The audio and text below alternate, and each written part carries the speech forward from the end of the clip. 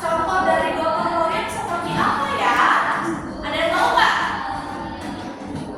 Siapa yang tahu apa tuh contoh gotong royong?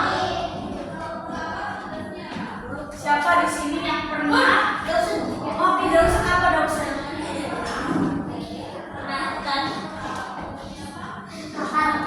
Apa yang membantu ibu bergotong royong membantu ibu gitu maksudnya?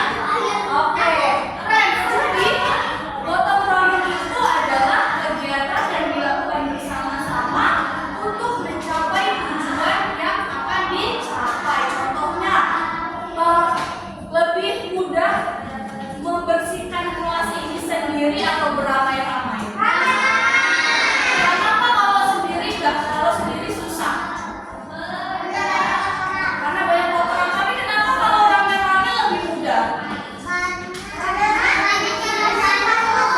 Karena banyak yang membantu. Misalkan kita semua di sini bekerja sama untuk gotong royong membersihkan kelas.